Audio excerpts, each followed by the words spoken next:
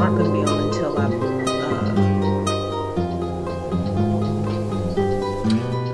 them on to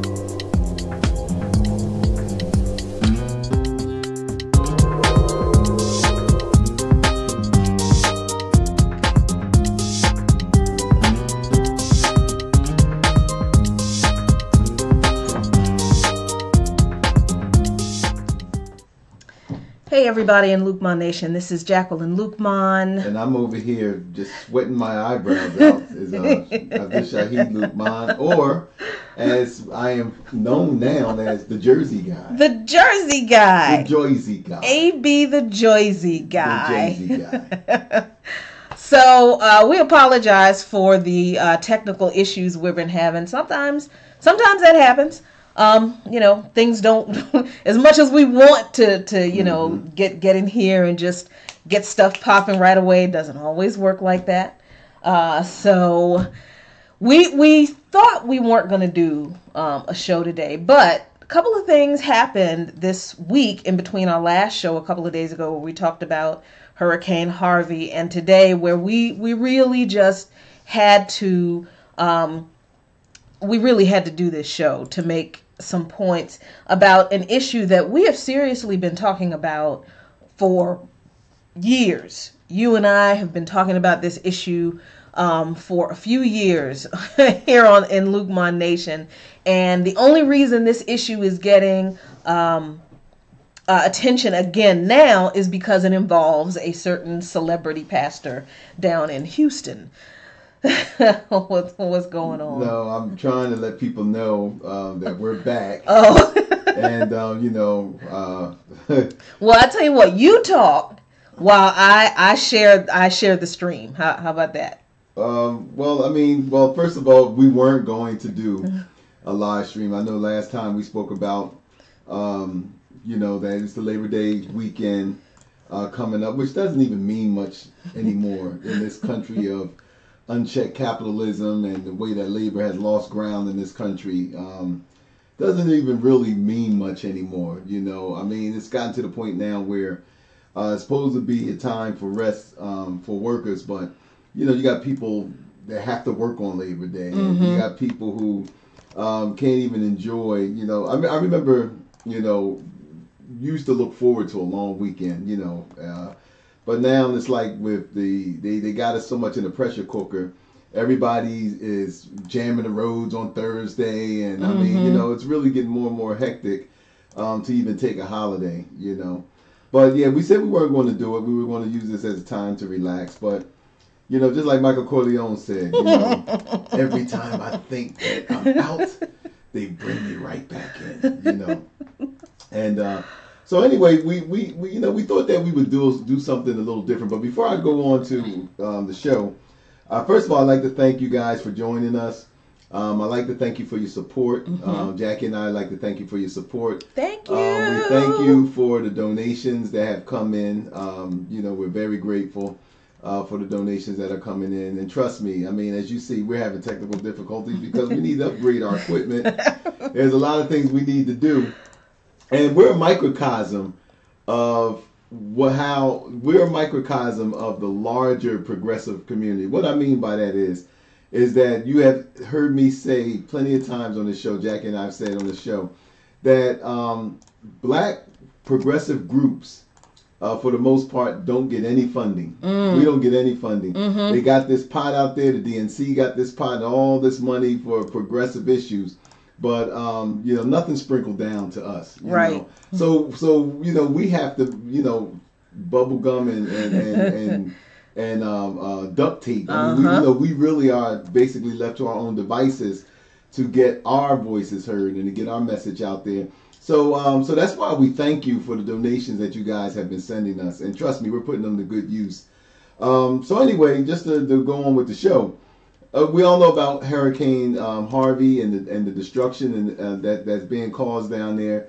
Of course, our prayers are with them, and we've been encouraged by the amount of cooperation and community that has been taking place in Houston, and we know that people are being forced to work together. Right. No matter if they voted for Trump or they voted for Hillary, whether they're black or they're white or Latino, or whatever persuasions or political, whatever political sides they've attached themselves to, somehow Mother Nature has a way, and tragedy and catastrophe has a way of making us sweep all that stuff under the rug, and then we go back to survival and how we need to really.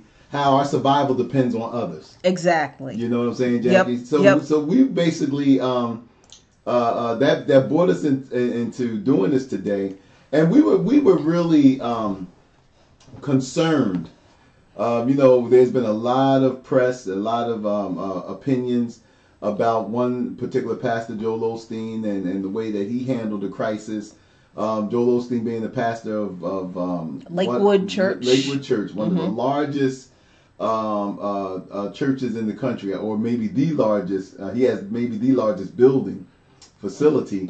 But I mean, but also it's a profitable church. I mean, Lakewood Church takes in like millions of dollars a year. Joel Osteen has a personal wealth of $50 million a year. He lives in a $10.5 million home. And so he's been receiving a lot of criticism because the church didn't open up its doors during the initial phases of Harvey, and when the floods were coming and everything, and people were looking for shelter.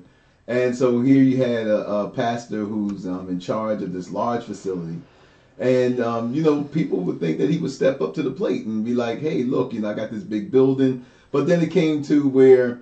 You didn't know what to believe. He said, well, the building was flooded, and they showed pictures of flood waters coming into, I believe it was his building. We're not sure.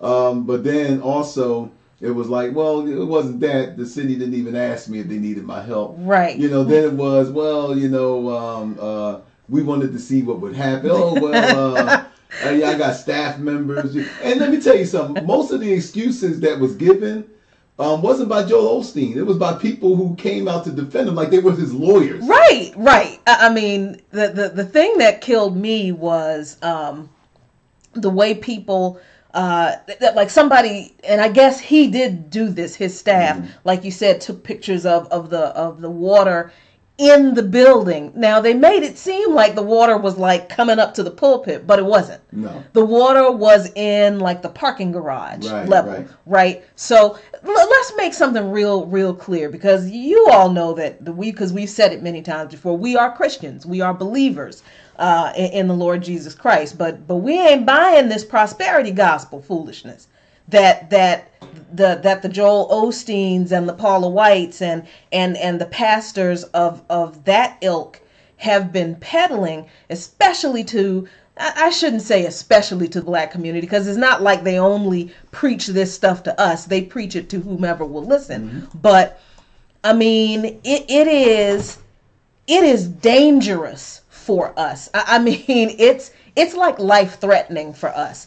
And for the Joel Osteen issue, it's not that we expected this man to open up his church and for it to be like the Red Cross, right? The first day the hurricane happened, because people are defending him with, like you said, the most ridiculous defenses, and that was one of them. Well, he's not the Red Cross. Nobody expected him to be the Red Cross. But the man who owned a chain of furniture stores, he wasn't the Red Cross either. No, he wasn't. But he opened his stores so that people who had to leave their homes could have a safe, dry place to wait until they could be rescued by the actual authorities. Right. The mosques in the area where Osteen's church is, they weren't the Red Cross either. Right. Neither was the hotel that's next door to the church. Which now, I read a story right before we went on. There are 1,800 people at that hotel. 1,800 people sought refuge in that hotel that I guarantee you doesn't hold that many people, doesn't have that many rooms. Right. But they opened their doors up so people could just have a safe, dry, warm place to shelter in place because they couldn't stay in their homes. That's all people were. That's all people like us have been expecting of Joel Osteen. And not only because he is like the pastor of the mega church, Lakewood Church, right? But also because he's a stinking Christian. Well, yeah. It just is that simple as that. Now, for smaller churches, his isn't the only church in the area. I'm sure there were other churches that did the same thing, didn't open their doors.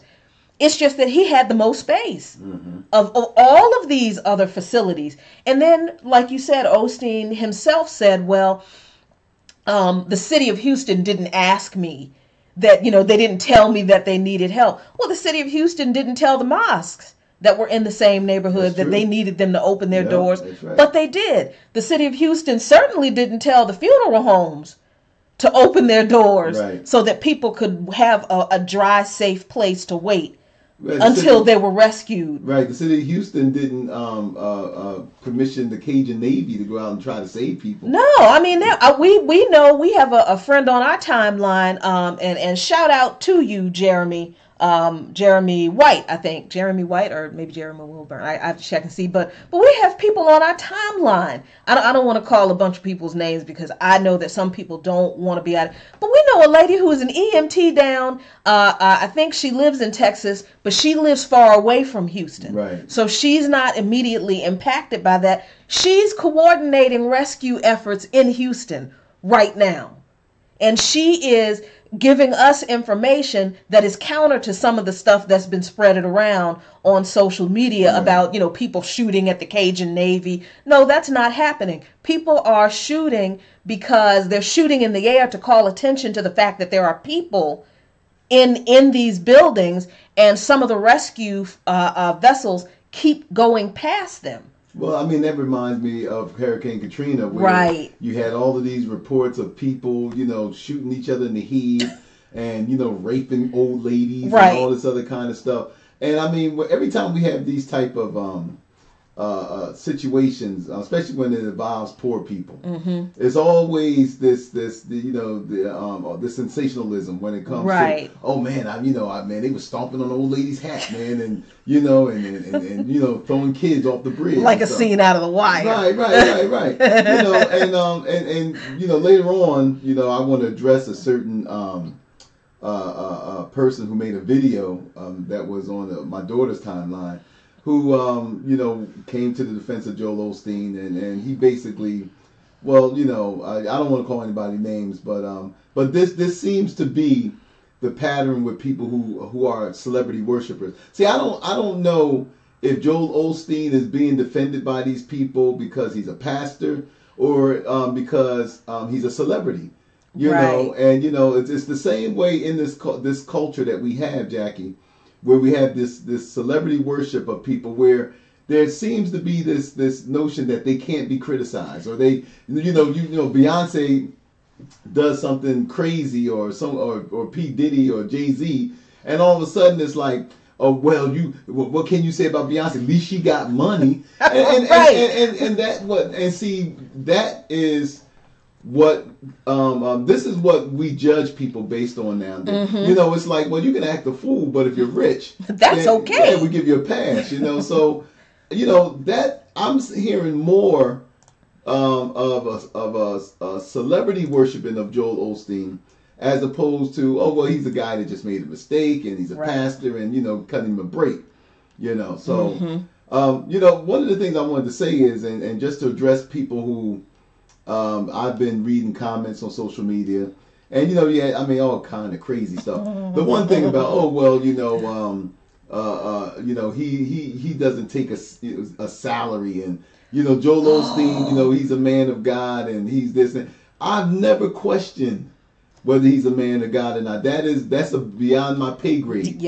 I never questioned whether he's a man of God. I never questioned whether he was a good person. I'm sure he is a good person. I'm sure he loves his family, his wife, his dog, and everybody else. I'm sure he has goodwill towards the people of his church. But when you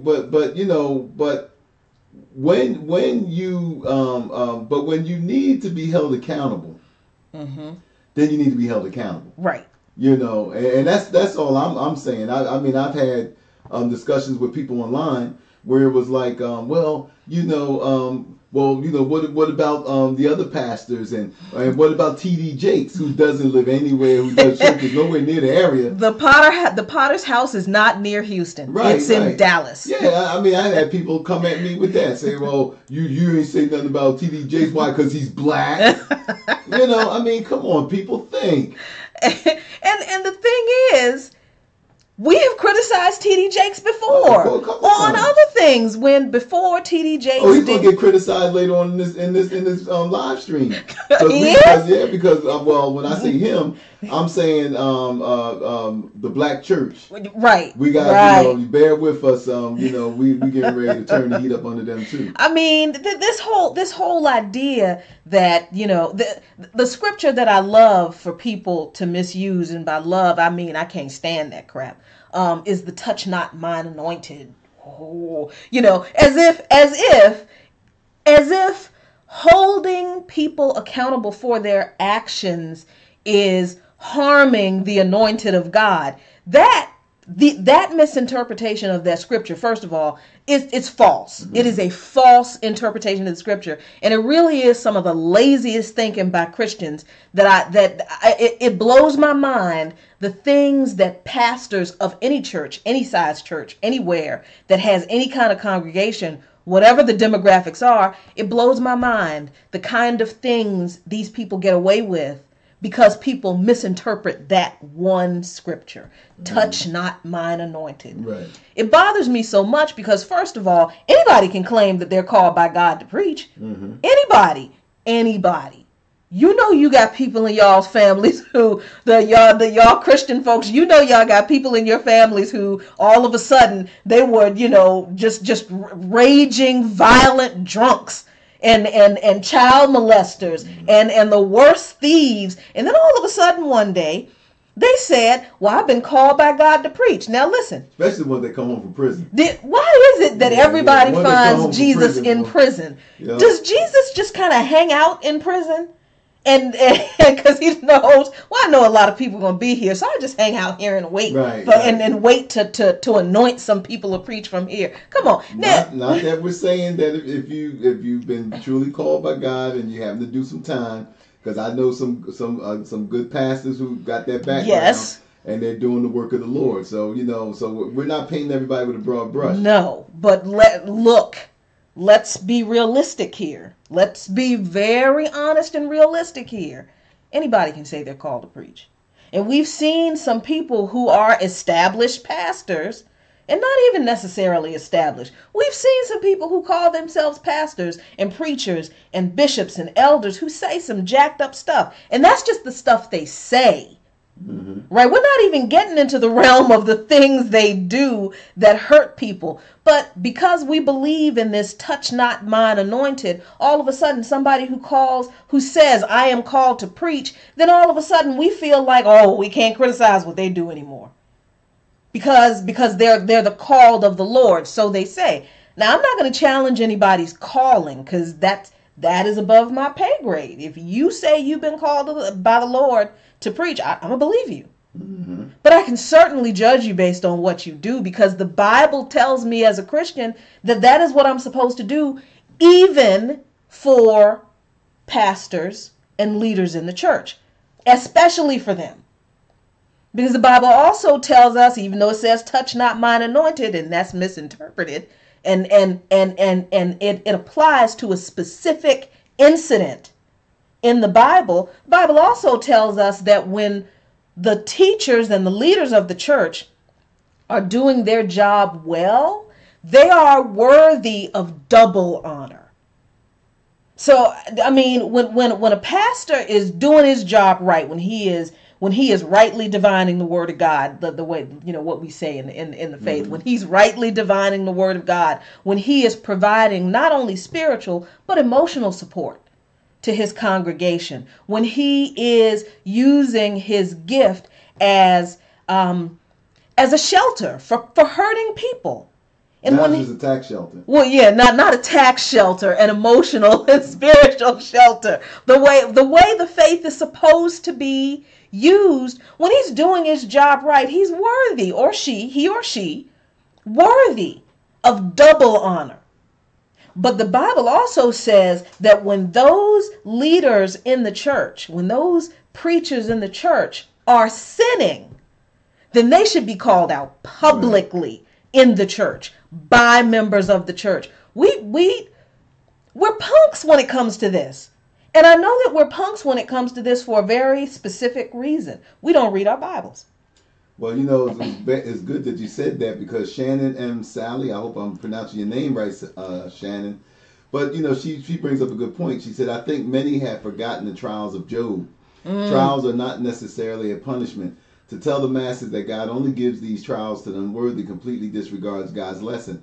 Now, how many times have we heard throughout not only this tragedy, but in tragedies of the past? I remember when Katrina happened. Mm-hmm. Oh, that was punishment. You had evangelicals saying, oh, that's punishment because of the looseness of the New Orleans lifestyle. Right, because of voodoo. The voodoo and no, Mardi that was Gras. The earthquakes in Haiti. Right, sorry. it was Mardi Gras and all the looseness down there. Mm-hmm. Then it was, the earthquakes and stuff is happening, the tornadoes is happening because of homosexuality. Right. All the punishment over here is because of abortion. Right. And they don't love dogs over here, and and they kick the cat and all this stuff. So so Shannon, you're right. I think that life is life, and that these pastors, Jackie, as you stated, have really misconstrued the Bible, as to the point where you have people believing that things that are normal in life now that things that are natural in life, mm-hmm. Which is destruction and tragedy. These mm-hmm. things happen, mm-hmm. and then all of a sudden now it's like, well, God is punishing because of this and that and the other. Dig deep into America's $17 trillion economy, and you'll find fractures beneath the surface. The spoils are split unevenly between men and women, old and young, high school dropouts, and because religion is divide, is very divisive, and all those things. As a person of faith, I get your point, and we have religion has a very bad background.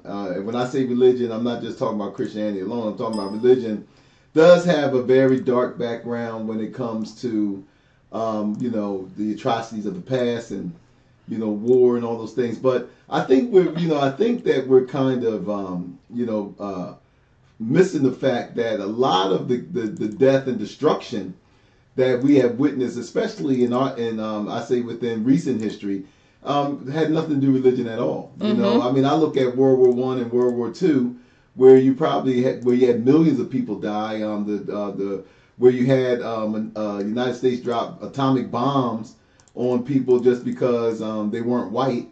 Right. They dropped the atomic bomb and tested atomic bomb on people that had nothing to do with religion. It had everything to do with secular humanism. Mm-hmm. It had everything. Hitler didn't tout religion when he started talking about killing Jews. He touted eugenics. Right. So what I'm saying is the fact that I think that humanity, like all of us, share the blame as humanity in our inhumane treatment to other humans. Yeah. Yes, religion did have its part in it, but I also think that because so much is tied to religion and not relationship to God, not the relationship to your fellow man, and you look in all the scriptures, and not just the Bible, but you look in other scriptures.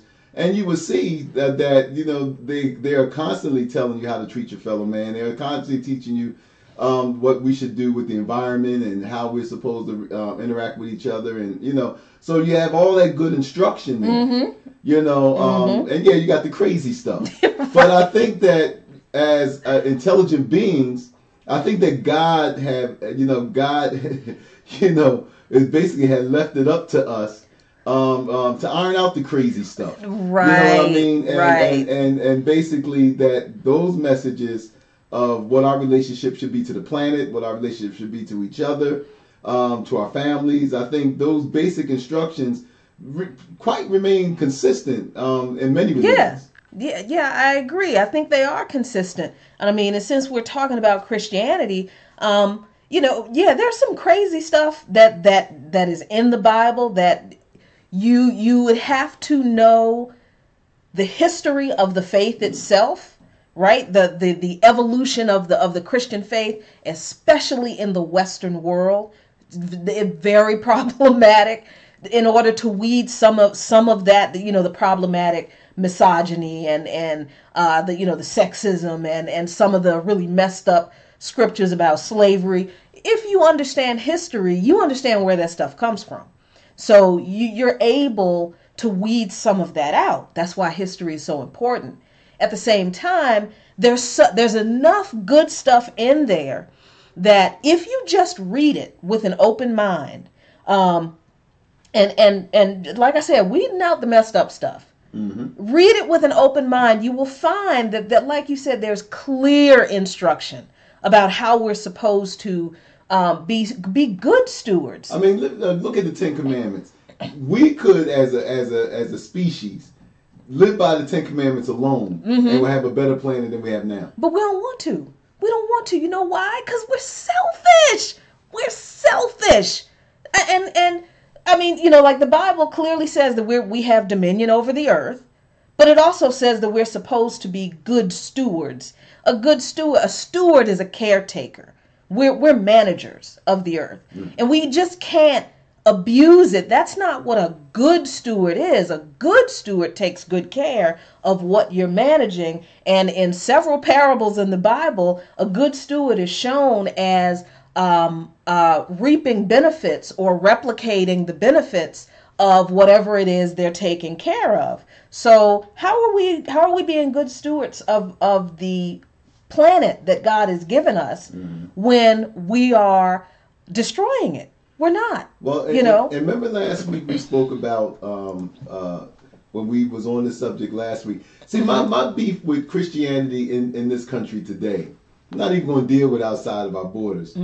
My biggest beef is that the church, and when I say the church, I'm talking about the body. I'm not talking about, I'm going to get into the black church, but the so-called black church.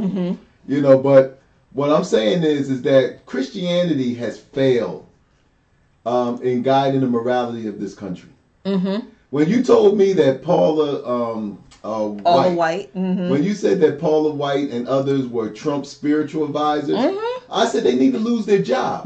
because first of all, and many of you might get turned off by our reference in the Bible, but so be it. We are Christians and that's what we do. But what I'm saying is that during the time of in the Bible, you had those prophets. You had those prophets that went to the king when the king was out of order. And you had those prophets that came out of the wilderness. They went to these kings and they said, you know what, man, you out of order, man. You better preach. You know what I mean? Now, they didn't care about losing their lives. No. They didn't. I mean, you're talking to the king. He ain't got to go through an act of Congress to chop your head off. Right. You talking to the king. I mean, so you had these prophets that would come and say, man, thus saith the Lord, man, you out of order. And unless you do this is what's going to happen. It wasn't about the favors the king could give them. It wasn't about the threat of death. It wasn't about any of those things. Those were true spiritual leaders. What we have now are so-called spiritual leaders who aren't so concerned about the hearts and directions of our leaders as they are with being in the access of power. Yep. As I want to have access to power. And what I'm saying is that ever since we had, and this is a long history in this country of a large segment of the Christian community being complicit with the discrimination in this country, with the genocide in this country, with the warmongering in this country. Yep. Yes. And the church, a large segment of the church have been complicit. And no one has went to these leaders and said, thus saith the Lord. What they said was, if you wanted to treat black folks that way, you can. If you wanted to wipe out the Native American, they ain't got souls anyway. Right. And we're going to use we're going to use our corruption of the Bible to tell you that your satanic actions and the actions that you're doing are right because we're going to give it God's stamp of approval. We still have this now. And the reason why we're in such the state that we're in now, morally and spiritually, because we don't have the ones who claim they speaking for God to go down and tell these leaders, thus saith the Lord. Why we don't have? We're in such the state that we're in now, morally and spiritually, that's because why, we don't have the ones who claim they speaking for God to go down and tell these leaders, thus saith the Lord.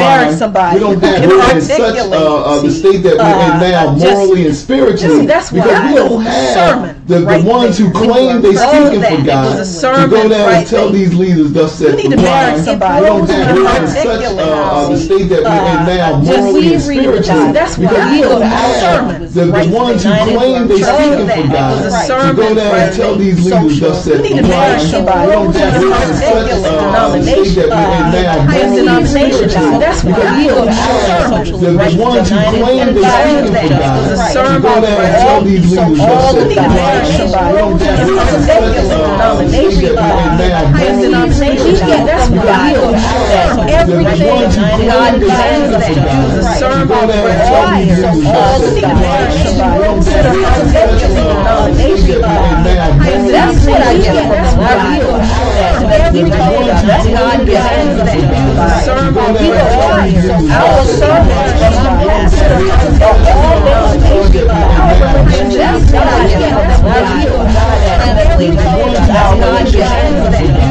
Lord. We don't have.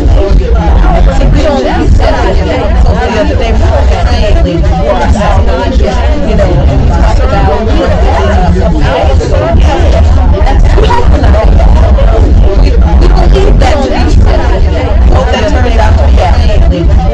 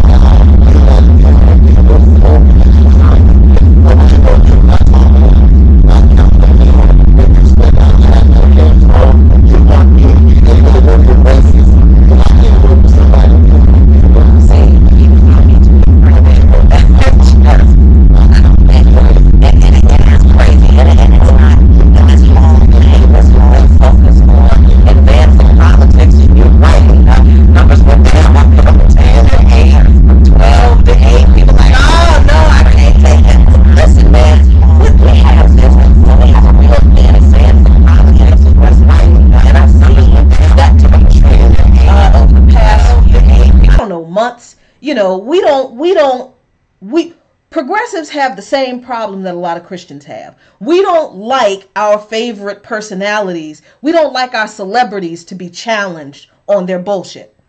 That's just the truth. I've seen it with my own eyes.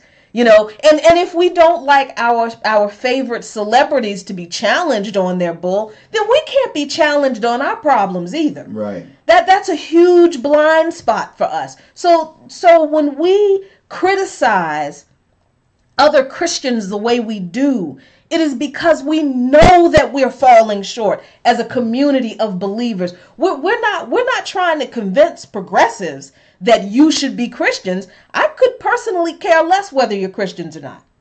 That my job is not to proselytize to you to make you a Christian. My job as a Christian. But I'm not going to apologize for. But that's the thing too. I'm not going to apologize because I'm a Christian, and I'm not going to not express my faith as a Christian because it offends you. Just like I'm not going to tell my vegan friends that I don't want to hear what they have to say. I do.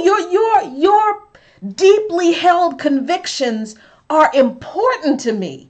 They're important to me. So for those of us who are people of faith, man, progressives, we've said this before. Y'all really have to get away from this hatred of faith and not use these examples of the Joel Osteens and the prosperity pastors as the examples of why all Christians are bad, because I'm not going to say that they're outliers because they have too much influence. Right. They have too much. See, outliers are things that are off on the fringes and they don't impact much. But see, the people like Osteen, and this is why as black people, we have such a problem with the lack of criticism of these people. See, it's a balance, y'all. It really is. It's nobody is completely right all of the time. You know, there was a whole fracture in the whole progressive movement when Sanders did something that people didn't like, and then people are, oh, Bernie sold us out. Bernie is a politician, and he's a human being. He's going to do some stuff you don't like. I mean, but then you have people on the other end of the spectrum, like you said, who are telling us that we need to be okay with working with racists who would be just fine with killing us all, people who look like us. And some of you, because you're gay, because you're disabled, because you're not Christians, because you are vegans, or because you believe in a pagan religion, they'd be just fine with killing some of y'all too, because you stand with us on racial justice issues. Some of y'all have been telling us that we should be willing to work with them in order to get things like Medicare for all passed, but you don't want to work with Christians because you don't like organized religion. So anyway, let's get to our beef with, as black people, why these prosperity preachers. Well, let me tell you one of the reason why we decided to do the show today. Why? I looked at a video yesterday from this guy named Caliber. Right? Caliber. Name. And he talks about keeping it 100. Not 100, 100.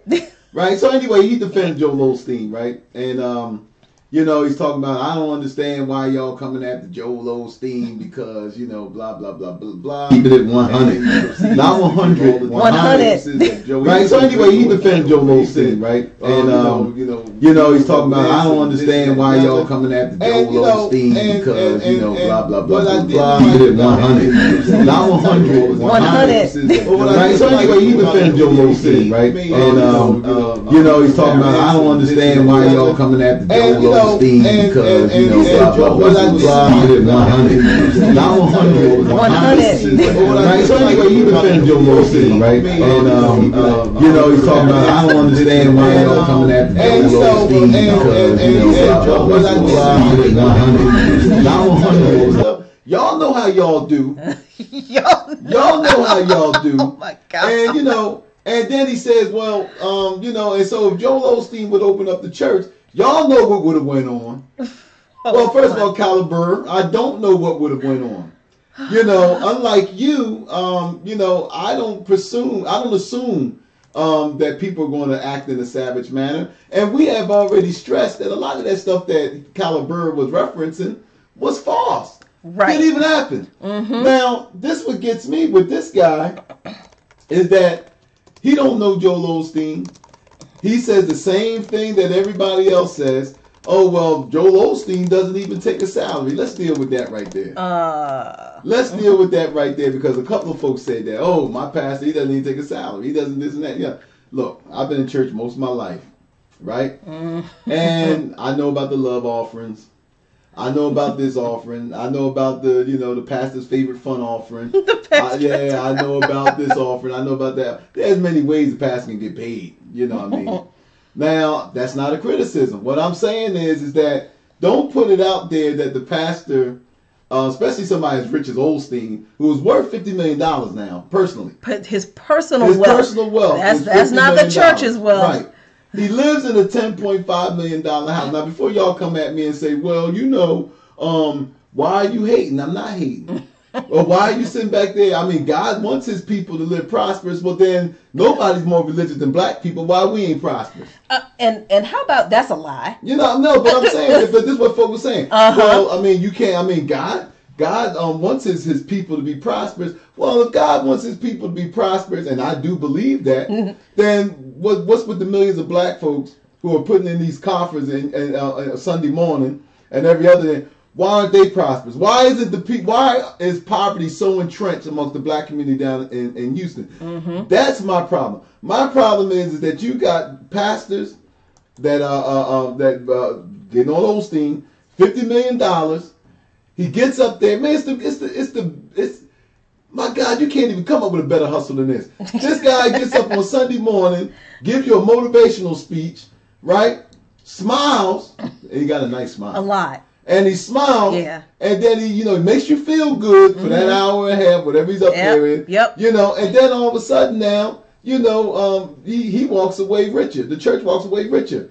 But what I'm saying is that, when I had black people coming at me, coming at Jackie, and all this stuff, talking about defending Joel Osteen. Because see, one thing, and we said this before, Jackie, that we was going to take our white friends into the laundry room. Oh, yeah. Well, we going back in the laundry room. Yeah. And in that laundry room, you got a lot of black folks that when white folks are in distress, they love to throw their cape on and come to their aid. Don't talk about that nice white man like that. Yeah, he's been good to us. He's been good to us. So but my beef is this, is that these churches, and now we got a Newsweek article, I think. Yep. If you can find Yes, that. we do. Let me get down to the window capture. Let me go to the right article. There's a Newsweek article, Jackie, get that up, where these churches in this country, not just the black church, churches in general, took in $100 billion of tithes and offerings from people, right? Tithes and offerings. A year. A year. Yeah, this is a year now, right? Now, when was that article dated? This is dated October 21st, 2013. All right, so 4 years ago. So that was what, $100 billion. So now you're talking about from in 4 years' time, if that trend is still what it is, then that's $400 billion up to this date right now. Maybe a little more, maybe a little less, but it's still in the billions. So the thing of it is the fact that you got all of this money coming into the church. And at the same time now, and most of this money is coming from people who barely can afford it. And when you look at the black community, we really can't afford it. We cannot afford this. There's another, I think there's another thing up there. Let's deal with this first. Scroll down a little bit. Okay. There should be something in there. Oh, here it is. The coalition argues that if just 25% of the sum $100 billion with a B, y'all, with a B. If just 25% of the $100 billion reportedly donated per year to religious organizations didn't qualify for a tax donation. This is important because churches are taxed differently. They're seen by the IRS differently from a regular 501c3 nonprofit. A nonprofit has to pay some taxes. Churches pay none. They're tax exempt, right? They're tax exempt.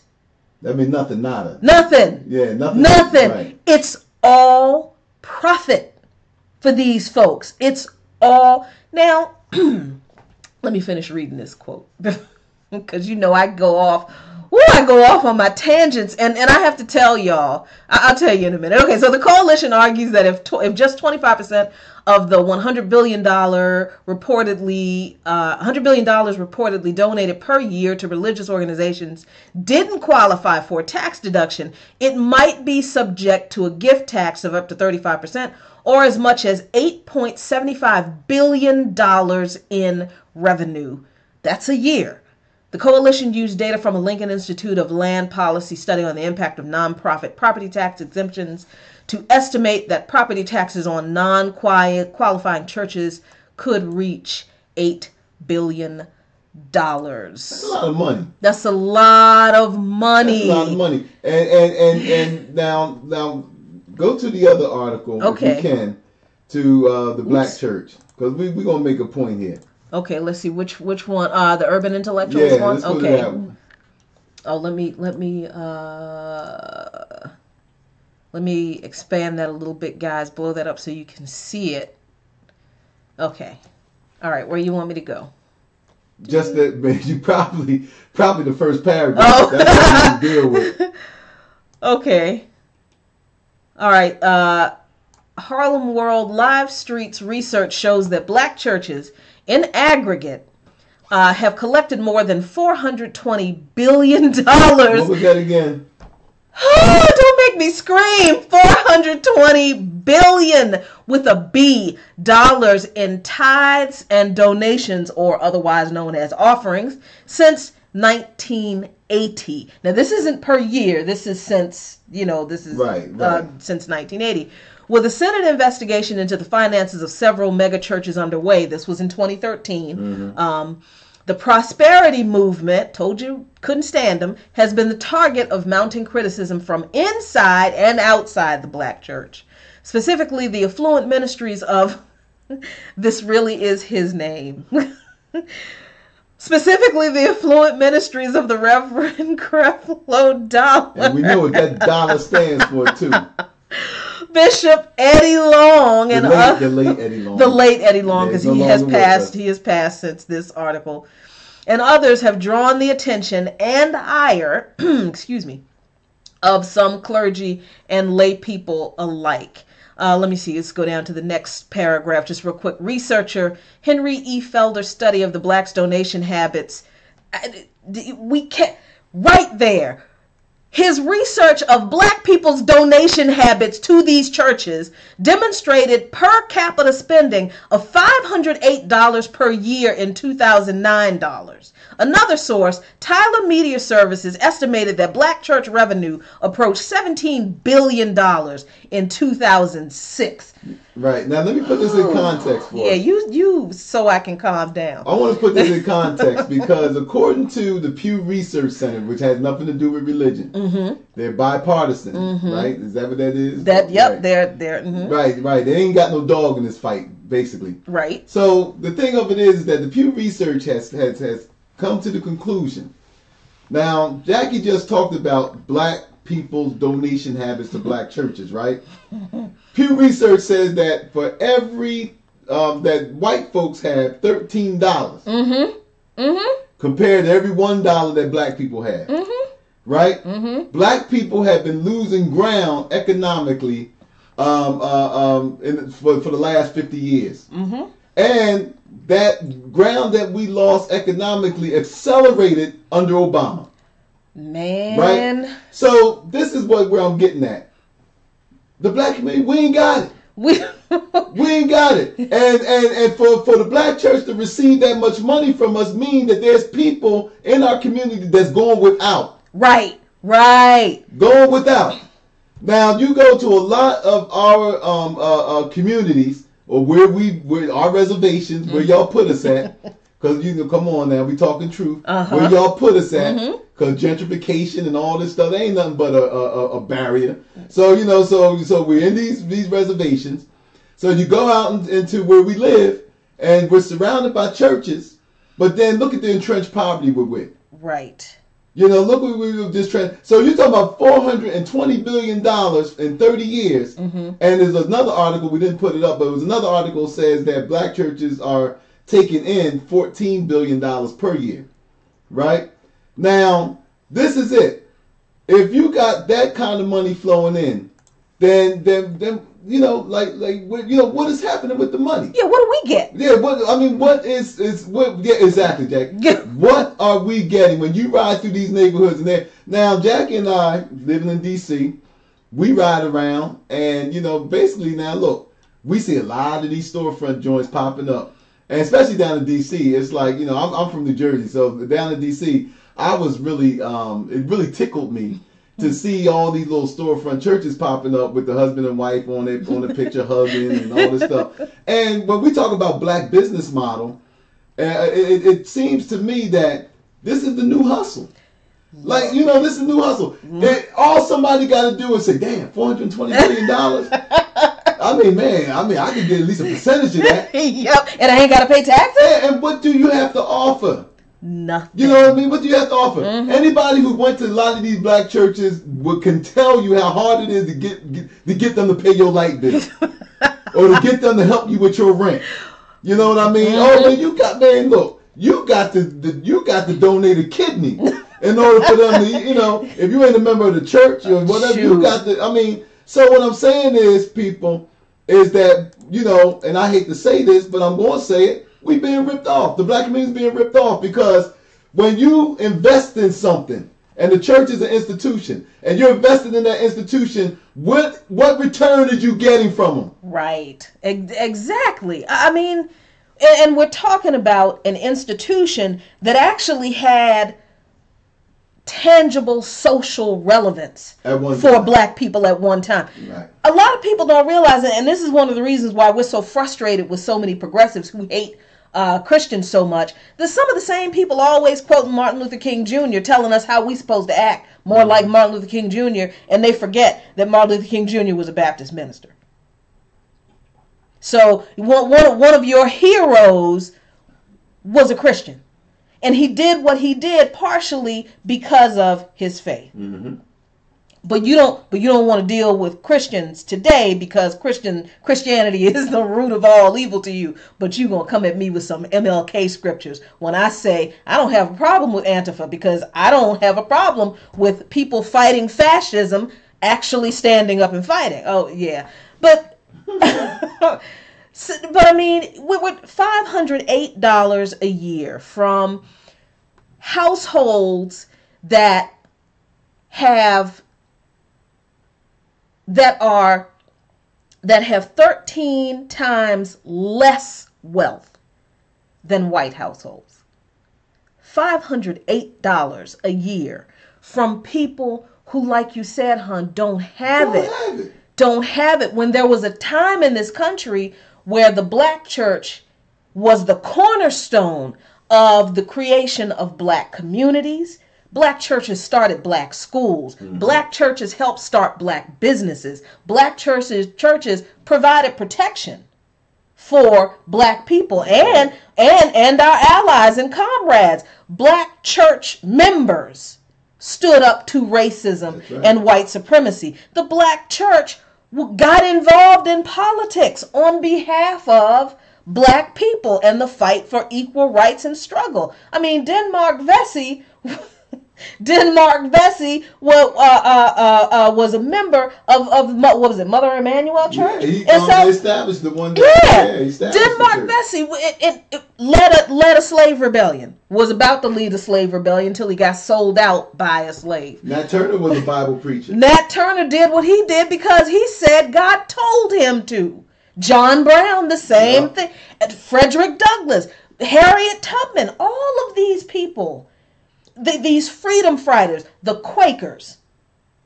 That's right. They were all active and aggressive in fighting for equal rights and justice for black people in this country because of their faith. Yes, because of their humanity And when you when you have a conscience, you recognize wrong and evil for what it is, and you will stand up against it. But they drew their courage from their faith. And here we are in 2017, and we can't even get half these black pastors. I ain't even talking about Joel Osteen anymore. Right. I'm not even talking about the Paula Whites and the Charles Stanleys. As much as I like watching Charles Stanley, I do. But we can't even get these people to stand up in their pulpits and declare that Black Lives Matter. We can't. No. And we can't even get the black ones to do it. You can't even get a lot of these black preachers, man, to even get involved, man. On black people, the same black people they're preaching to every Sunday is dying. Right. Let's tell the truth. The same black people that's filling up these black churches is dying, are dying. The same black people are dealing with economic racism. Mm-hmm. They're dealing with police brutality. They're dealing with environmental racism. I want to know what those black churches in Beaumont, Texas, where Exxon is spewing toxic chemicals in the air for 17 years after the Civil Rights Act been passed, that you got people who flee because they hear a boom, and they have to cover their mouths, and the cancer rates are so high. I come from a city, Camden, New Jersey, and I remember when Jesse Jackson was running for president back in 1984. And Jesse said something that really took me, I mean, as a young man at the time, but really shocked me. Mm-hmm. And he said that Camden, New Jersey had the highest cancer rate in the country at that time. Yeah. Mm-hmm. And I was wondering why I had people in my family, most of them died from cancer. Mm. I didn't understand that it was our environment. Yep.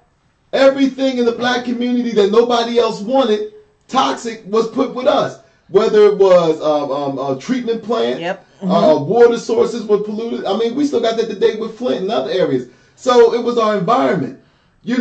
So now we're sitting here talking about, you got people sitting in church, in these black churches, man, and these ministers got a nerve to say that they got a nerve to want to remain apolitical. How in the heck can you be apolitical, man? Your congregation is dying. That's the thing that kills me when we heard about the community, when we read about the community in Houston, the predominantly black, predominantly poor community in Houston that's right next to, what is it, an oil refinery? The Exxon plant. Explain to me how all those churches, because you can't tell me ain't no churches in that area. I'm black. I know how we do. Wherever we are, we have 2-3 churches on the block. Oh, yeah. Because somebody gets mad at this pastor. I don't like the way you teaching, so I'm going to go start my own church. Or, like my husband said, it's the hustle.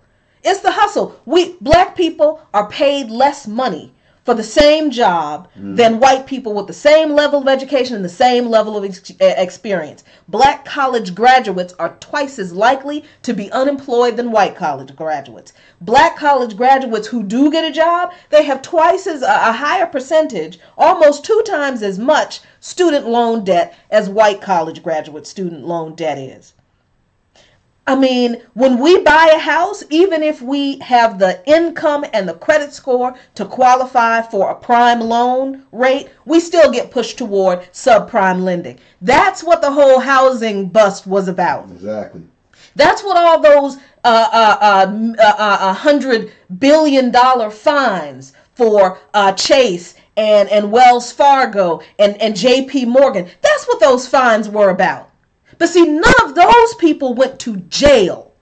Nobody who orchestrated those policies went to jail because nobody fought for black people. Explain to me why it is that none of these pastors whose churches were in the communities where the foreclosure rates were sky high. They walked to their church and they saw the foreclosure signs in their parishioners' houses. Explain to me how none of this, how much was it per year? $40 billion or $14 billion? How is it that none of this $14 billion per year that the black church took in was funneled back to some of these people who were losing their homes? Mm-hmm. See, I understand as a Christian and as a black person, as somebody who understands the history of oppression in this country, I understand why people who have nothing give. Right. I understand that. There's only so much. I do criticize a lot of black folk for continuing to keep some of these pastors rich, because that's all it is. And not demanding anything for it. And not demanding anything in return. Right. I mean, when I go to work, when I do my work, I expect my paycheck every 2 weeks. If they don't give me my paycheck, you can't ask me to work for you. How is it that we continue to keep giving these people in these churches, these pastors, our money, and they give us nothing in return, especially since our own faith does not dictate that that's how the church is supposed to work. Right. I mean, when we talk about, touch not mine and now anointed, and we can come up with all these ridiculous misinterpreted scriptures for why we can't criticize pastors for the crappy stuff they do and for not fighting for the people who are sitting in their pews. But the fact of the matter is, the Bible gives the best examples for what the church is supposed to be.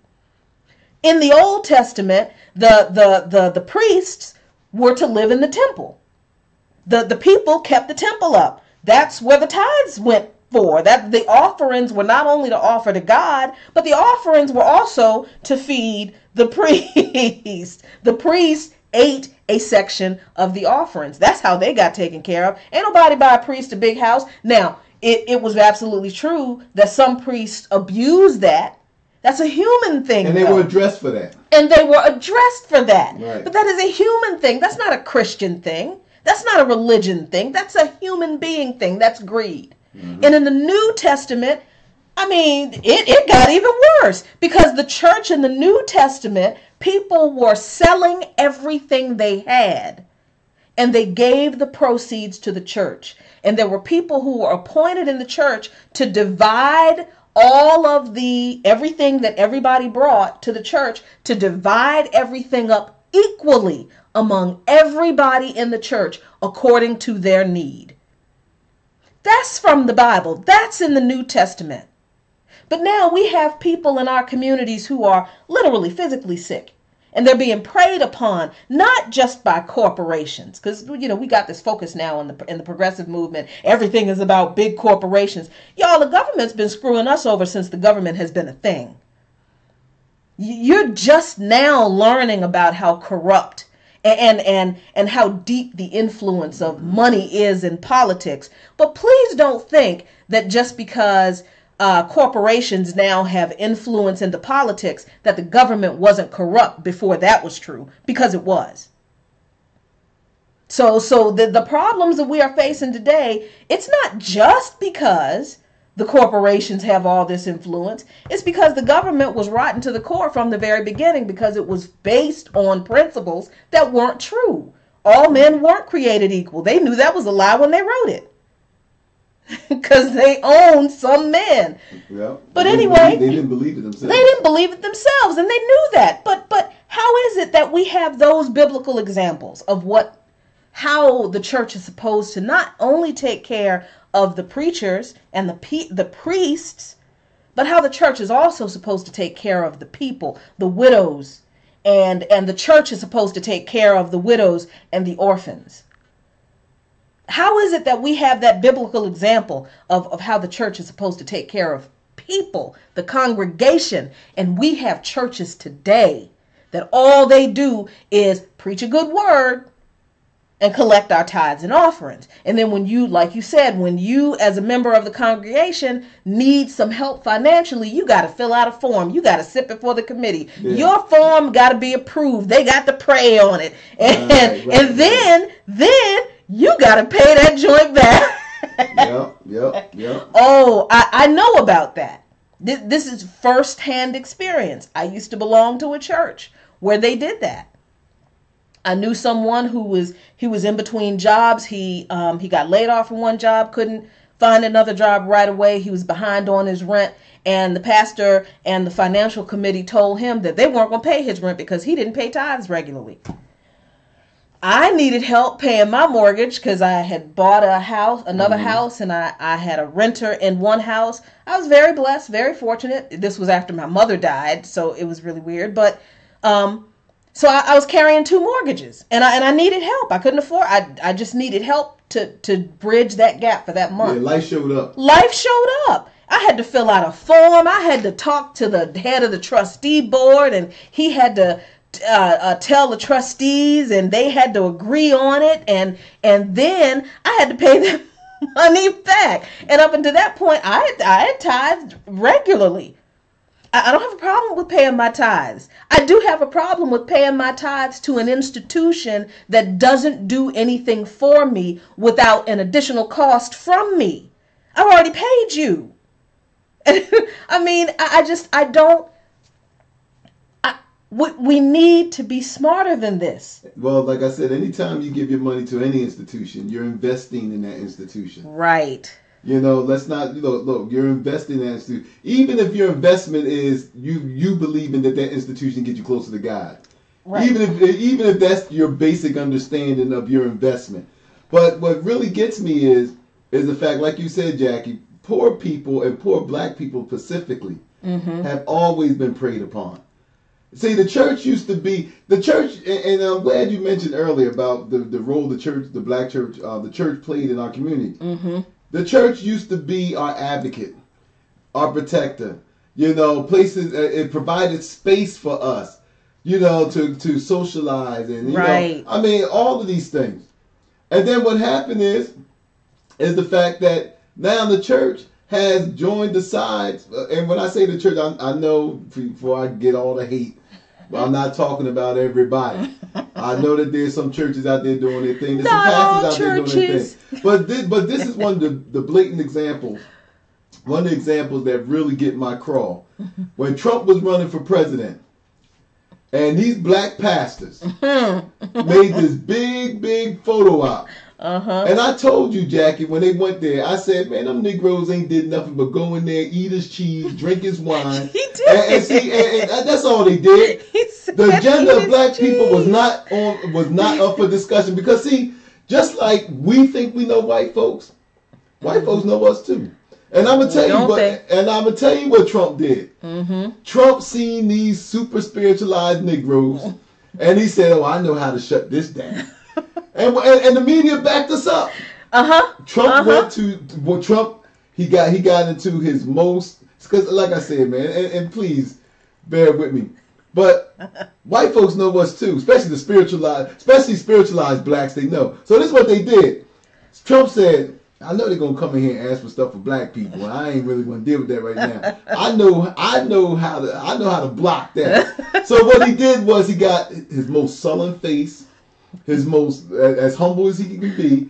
He started telling old stories about his foreparents and and how God got him over here and did this. And then he put the icing on the cake. He went and got the old family Bible. Yes, he did. He reached in that trunk. He said, "Let me show y'all what I got." And he went in there and got the old family Bible, dusted it off, and he started showing. And he made that. Man, that was kryptonite to them spiritualized pastors, man, because they saw that and they couldn't move, and they looked at him, man, and they looked at Trump with loving eyes, and Trump with loving eyes and sat there and said, "Oh, he ain't such a bad man." And then what happened was the cheese got passed around, the wine got passed around. They started drinking and eating the cheese, and before you know it, Trump was like, well, okay, the meeting was over. And we know that those spiritualized Negro pastors didn't do anything because one of them was challenged by Roland Martin, and he couldn't even tell you what happened in the meeting. Nope, he could not. He couldn't even tell you what was said in the meeting. And Roland kept asking him, well, what did Trump promise you? Well, it doesn't matter what he promised. We had a conversation. And just, listen, man. Black people are in an economic situation. You funny. Black people are in an economic situation in this country where we literally cannot afford. That's not hyperbolic, y'all. We cannot afford not to walk away from anybody's table with some tangible stuff in our hands and something to put in our pockets. I was able to download that video from CNN Money. Okay. So let me see if I can put it up. This is why we can't afford to let anybody get away. I don't care what the conversation is. I'm not concerned about how y'all feel about reparations. So what? We're owed them. Period. End of story. Now, we can have a conversation about why right. we're owed them, but if I say... Or how y'all going to pay it. Or how it's going to be paid. Now, look, if you believe in MMT, you shouldn't be opposed to some reparations. I don't ever want to hear somebody who believes in MMT to be like, well, I don't know about reparations. Why? Taxes don't fund spending. So what's your problem with reparations? You know, but we can have a conversation about why we believe in reparations and how they can be paid, because this has been a discussion in the black community for decades. We've already figured this out. Actually, this isn't like a mystery to us. We can have that conversation. But the days of us trying to convince white America that we deserve reparations, that we're owed them, that ship has sailed, son. That ship has sailed. No, we're just waiting for y'all to sign the check now. That's all. And believe me, but let me give you this last bit of reassurance. If we get reparations, things get better for you. Just like remember during the Bush years when you would get a check in the mail from the overpayment of your taxes, that was a stimulus. And what did a stimulus do? It fed the economy. It improved the economy. It grew the economy. Why? Because people had more money to spend on stuff. So if black people get more money, we can feed the economy. When the economy is fed, the economy grows. When the economy grows, more jobs are produced. When more jobs are produced, y'all get paid better. Who loses? Tell me who loses. And just to add on to that is that the country could move forward, because anytime you have a disenfranchised population, and you have a disenfranchised population as poor as we are, you are going to pay one way or another. Man, you're either going to pay in the militarized police that you have to continue to expand in order to keep the angry people from tearing your stuff up. Because look, you can't continue to oppress people. All right, Vernon Bishop, because this needs to be addressed. Vernon Bishop said, we are not all on the reparations page, though. I have cousins talking do for self and no reparation, and they're fools. Vernon, I don't mean to disparage your cousins, but any black person that says that, first of all, don't know the financial situation that we're in. They don't understand the fact that why would we allow that bill to be passed? First of all, do for self is a fantasy, because we just ain't got the money. Do for self is a fantasy. We might have one individual, two individuals, somebody make it. Because I got relatives like that too, Vernon, that we don't need that. Yes, we do. And the thing of it is the fact that do for self stuff, it's a fantasy. You know why it's fantasy? Because we ain't done it yet. Come on. We ain't done it yet. And we have been economically better off than we are now, and we ain't do it then. So we don't have the money to do for self. Where you going to go? First of all, again, there's no place that they're going to set aside for us. That's number one. That's a fantasy. That ain't happening. And then, say, for example, we all migrate to this magical proposed Negro utopia, right? We all coming there broke. Thank you. First of all, most of us can't afford the plane fare there, wherever it is. We all coming there broke. But the thing of it is that, just to be serious on this point, for folks who don't understand this, the reason why it's foolish to say that, Jackie, is because we built this country. Come on, man. So we built this country. America became an economic powerhouse because of us. America beat her enemies because of us. The Revolutionary War would have been lost if Washington didn't decide to arm black troops.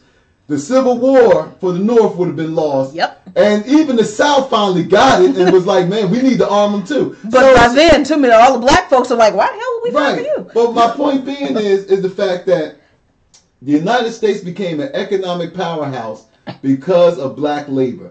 When you ain't got to pay nobody, of course you can keep the money in your pocket. Right. So the thing of it is the fact that this country benefit from that free labor, benefited from all of that stuff. So, oh yeah, man, you got to pay that. You know, you got to pay that. And institutions that still exist today that profited off of slavery, yeah, you got to pay that.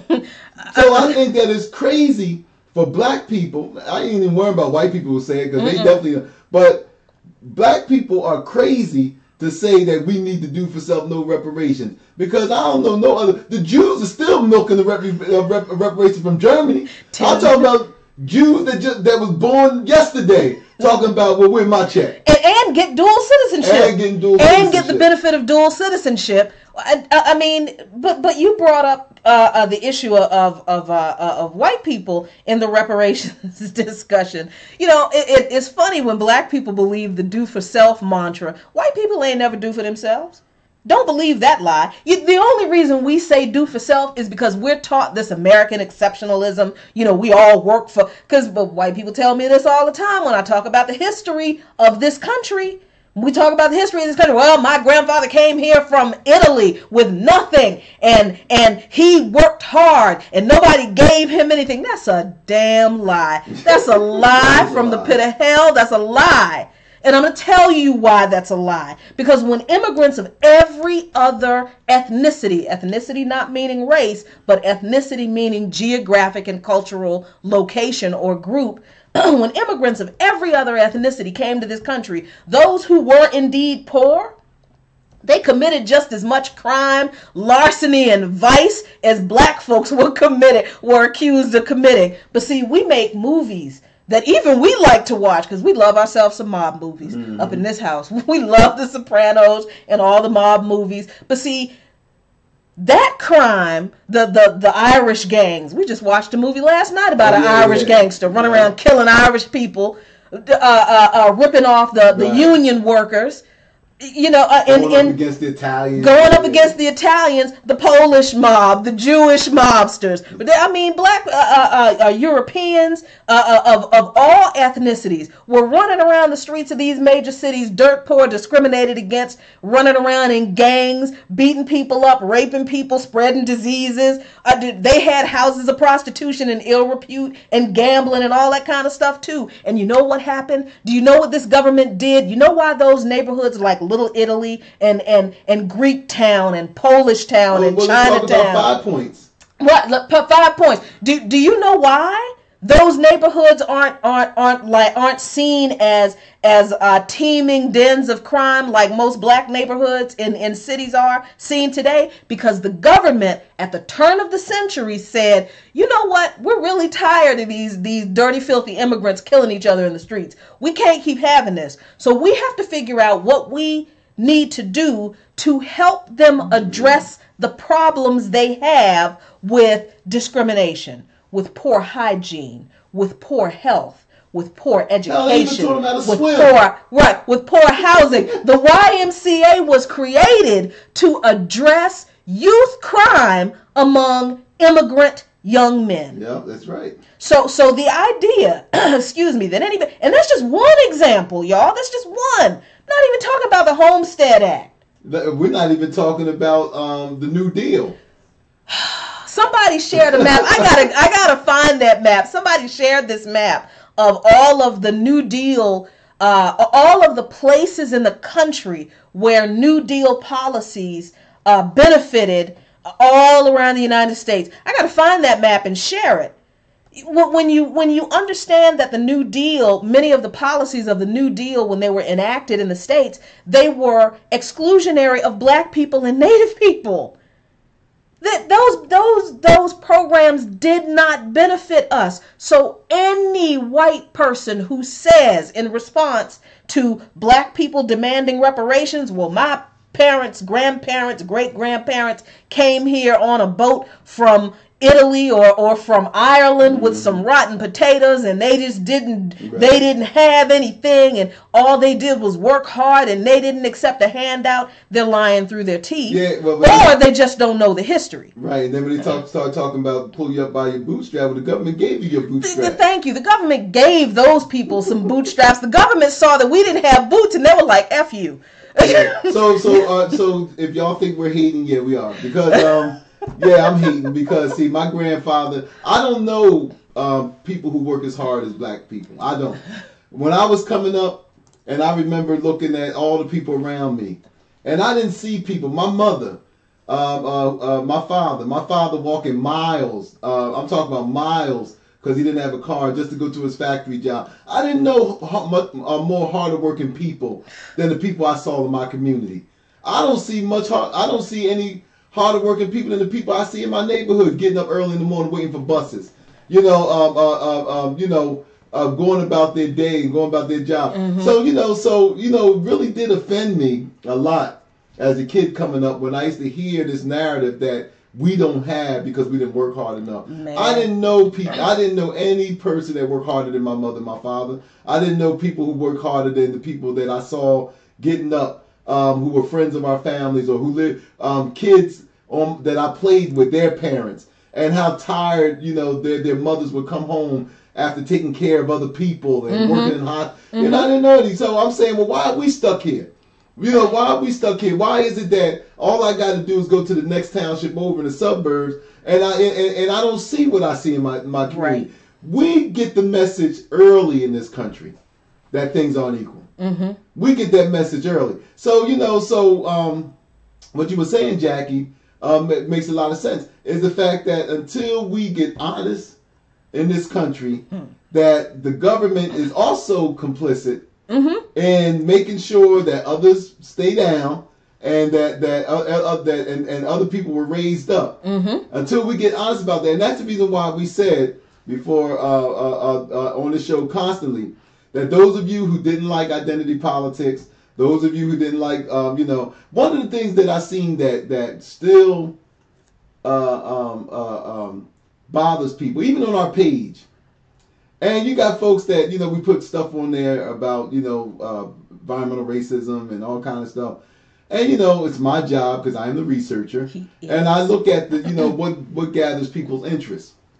And what really bothered me, and I got to say it bothered me, is that I seen a black girl, a matter of fact, a story you posted, of a young black girl who was beaten up by a cop because she was confused by as being a bald-headed black man. Oh yeah. And I looked at the responses, man, and I said, you know what, man, we got a lot of work to do because we have been desensitized in this country to black suffering.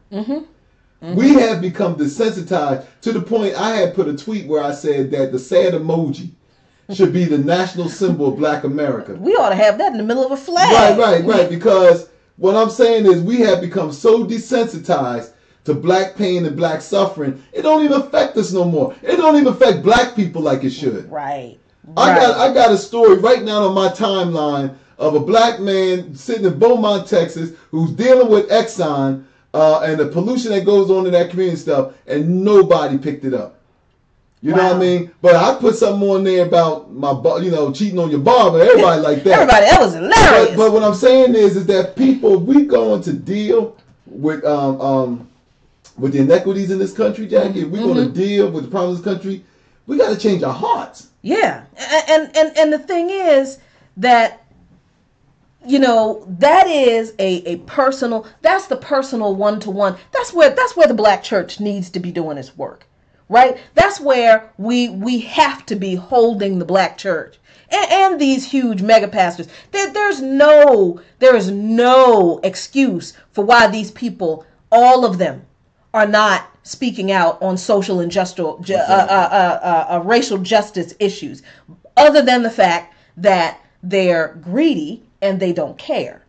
But see, this problem is so huge with black people that we can't afford to let them off the hook. So I'm going to see if this video loads up so I can show you what I mean. $17 trillion economy, and you'll find fractures beneath the surface. Here we go. The spoils are split unevenly between men and women, old and young, high school dropouts, and MBAs. But one of the most divisive disparities is only skin deep. This is the economy in black and white. Everything you own, houses, stocks, cars, that's your wealth. In 2011, the wealth of the median white household was over $110,000. African Americans on average, 17 times less, just over $6,000. And housing has a lot to do with it.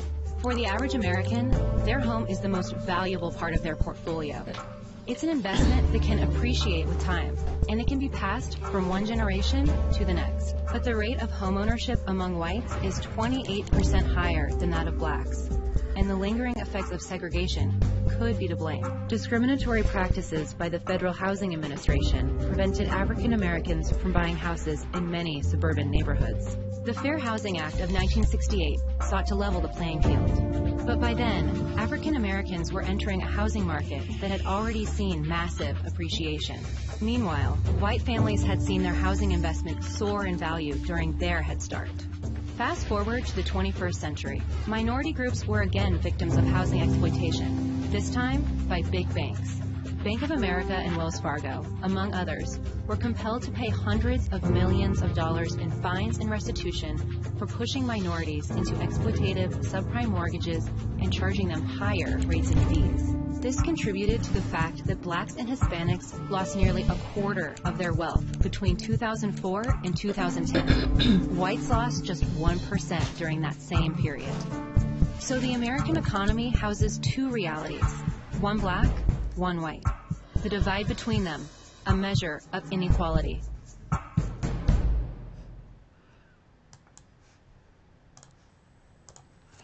Now see, that kind of information, that kind of situation isn't created by just a bunch of lazy people, right? Because that's the narrative. You know, that's where the whole you pull yourself up by your bootstraps, and if you would just present yourself right, if you would just get an education.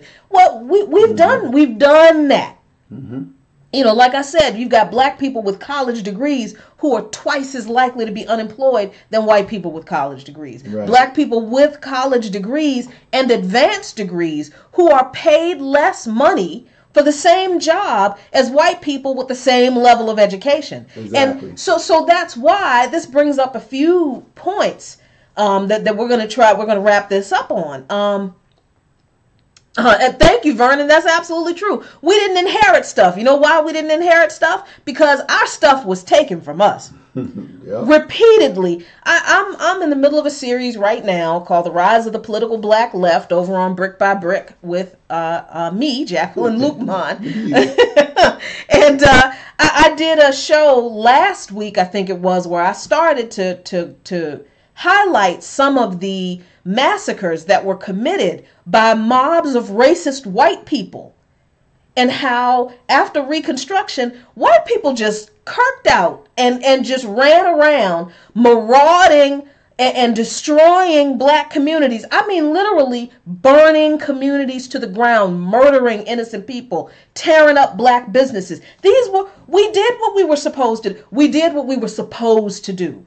We did what we were told. We didn't have anything after slavery. We managed to put over, $47 million in the Freedmen's Bank. These were people who were former slaves than we, but who works harder than us? Who knows more about pulling ourselves up by our bootstraps when all we've got are souls than us? And the Freedmen's Bank and all of those deposits were mismanaged. Most of those people didn't get their money back. It wasn't mismanaged. They took it. They took it because they didn't want black people to run it. Yeah. They took it. So, I mean, you had communities like Rosewood and Tulsa, Oklahoma. Tulsa, Oklahoma was called Black Wall Street. That's how wealthy these people were. And the white people in the neighboring community were mad because black folks had that much without them, didn't need them. And what was at the cornerstone of these communities? Seneca, New York, that is now Central Park. You didn't even know that Central Park used to be a black community. Yep, it was raised to make way for Central Park. A bunch of massacres that occurred during and after Reconstruction in this country, where white people took what black people earned for themselves, built for themselves. White people destroyed it. And we're not just talking about, your typical ignorant Klan member. Because I don't know why we always think that Klan members and racists are like stupid people. No, your typical racist is a middle-class white person with a college degree. the people who were involved in these massacres, in these race riots that white people waged against black communities, successful, thriving black communities, they were members of law enforcement. They were business owners. They were teachers. They were farmers. They were clergy. So when Vernon says, rightly so, that we didn't inherit anything, we didn't have anything to inherit because they took it all. And then they kept it from us through policy. Yep. They kept us from being able to amass the kind of wealth that white people were able to pass down to their children. See, white people who were able to get land through the Homestead Act or get a home through the GI Bill, get a college education through the GI Bill, get their part of their tuition paid, and get health benefits through the GI Bill. A lot of black people didn't get that. Did you? We used to watch Good Times all the time. Yeah. And I did not know when I was watching Good Times as a kid that James Evans was a Korean War veteran. Korean War vet. And I never understood how it is that James Evans didn't have any damn benefits from being in the Army. Exactly. And then when I understood how the GI Bill was implemented in a racist, exclusionary way that left black people out from the benefits, well, then I understood how somebody who fought for his country in a foreign war for the freedom of a bunch of other people couldn't even put food on the table for his own family in the United States. You're right, Vernon. We didn't inherit stuff because they wouldn't let us accumulate it. Redlining. We couldn't buy homes in neighborhoods where the property value would increase because the appraisers, private and government, would never appraise property values in neighborhoods where one black person lived according to market value. That's what the government did. And private real estate agencies went right along with it. That was still true even after the passage of the Fair Housing Act of 1968. That's why to this day, you go to places like Washington, D.C., right out here in PG County. We live right here in Southeast D.C., predominantly black neighborhood. You've got blocks where you got really nice houses. We live in a pretty middle class area, but 2 blocks away, you got the hood. Yep. You're 2 blocks away, you got the projects. When you go to Atlanta, you see all of these beautiful gated communities, all black. And then you've got the all white gated communities because you still have racial discrimination in housing in this country. You still got people who will steer black people in many ways into living situation, education situations, employment. Even in healthcare, we still experience racism in healthcare to the point where we are prescribed fewer painkillers. We are misdiagnosed more, especially black women with cancer. We are treated more harshly because a lot of doctors believe that we can withstand more pain than white people. That stuff comes from slavery, y'all. It comes from so this inequality that black people suffer under. It's not something that was created because we don't work hard, because we don't have a strong work ethic in this country.